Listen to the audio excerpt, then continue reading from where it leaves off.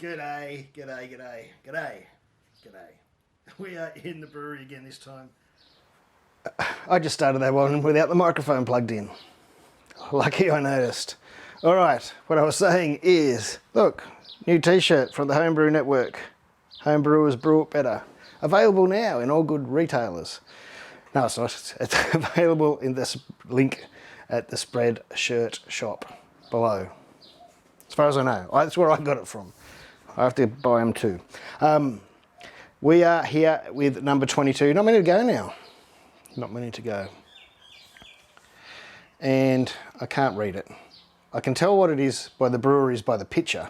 It's Co-Conspirators by the looks.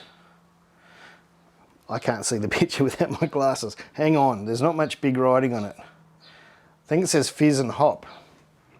Co-Conspirators conspired together with Fizz and Hop. Fizz and Hop must be something else.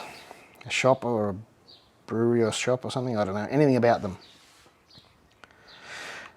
The architect. Now, they always have, you know, these sort of style artwork. I forget the name of their artist, I'm really sorry about that. It's probably on the can somewhere. But I always forget the names of them, and I don't know if that's just me. Maybe I'm just getting old, or their names are too hard for me. This is the architect. Oat Cream IPA. Oh, this better be good, although it's IPA.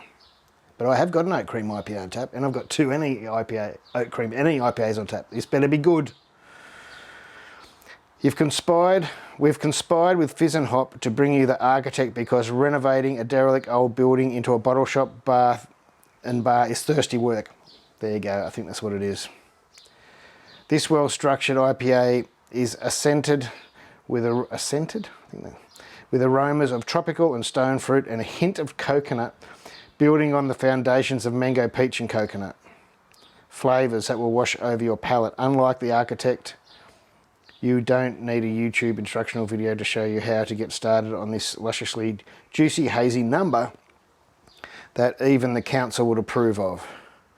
Oh, I knew that it means Sabro. Eldorado, Azaka, Sabro. Well, Eldorado and Azaka, or Azaka, classic lineup. It's nearly, you know, as classic as Citra and stuff like that. That's a classic. There's a story that goes behind it, and I read it somewhere. I've got to come through this. I read it somewhere. It was a brewery somewhere in the US, I think, and they couldn't get Citra or they couldn't get Galaxy. It was something like that. And they used the Eldorado and Azaka, and they loved the results. And so it's everywhere now. Malt is ale, flaked oats, wheat, and lactose. They are from Johnston Street in Abbotsford, Victoria, which I've probably gone past heaps of times and never ever been to. I used to live in Johnston Street a long time ago. It is 6.5%. Let's get it in the glass. Let's get those off because they drive me mad. Let's get this label off because that doesn't drive me mad. I love getting them off. Aha! That wasn't too bad. Now, this is the tricky part that people don't see. I've got to balance the beer glass and the beer. Press my screen over here so it focuses on the beer, hopefully. And not get it too close to the camera or it won't focus. Oh, there you go, that focused in. But it's a shiny can, it's having troubles. All right, this is too long. These are the bits that usually get cut out. But this is what happens every brew. See, it's got fuzzy again. So these are the bits that usually get cut out, but it happens every time. Oh, I think we might be right. Focused on my hand. All right, let's do this. Oh, I can smell. It's going to go out of focus with my hand now. I can smell the hops.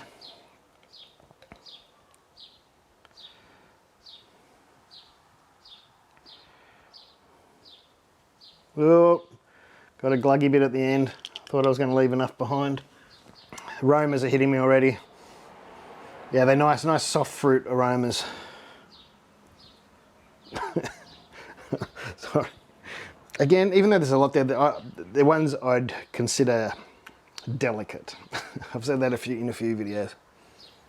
But they're nicely delicate, and it has that typical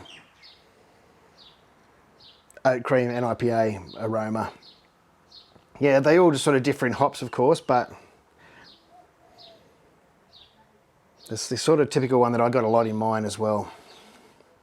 All right, there's no point sniffing it anymore. It's time to drink it.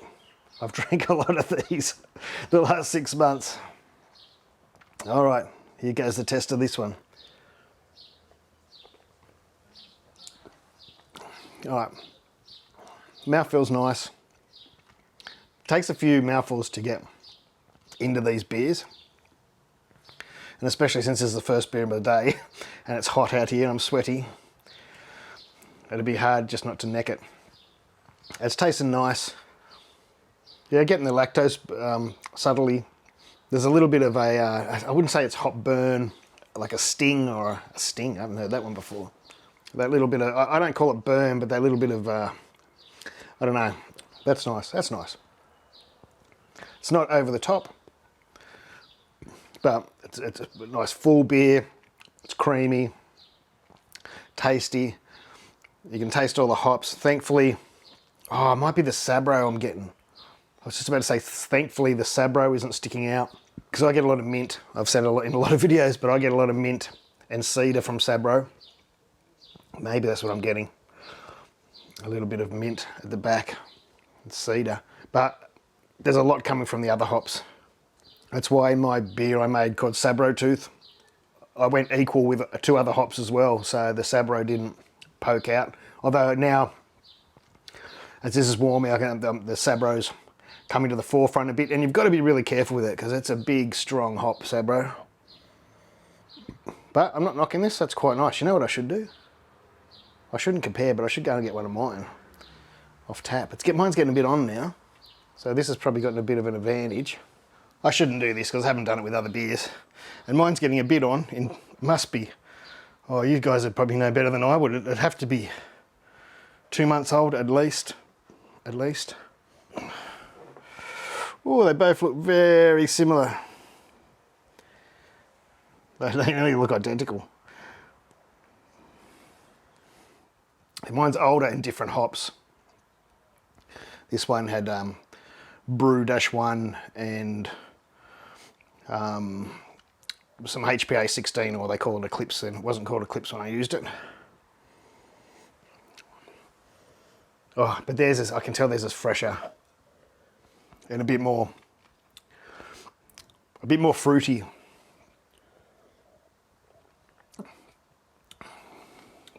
But fruity in a different way to mine. Oh, that was a test, and I haven't done that with other beers. I just happened to have that on tap, you know. And it stood up, this stood up really well. So that's a good sign.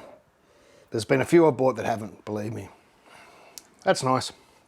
It's not full on, but if you like oat cream, this they call it an IPA or NIPAs, you'll enjoy this. The bitterness sits right. There's a little bit on the tongue, but you've got to expect that with these beers. There's a lot of hop goes in them.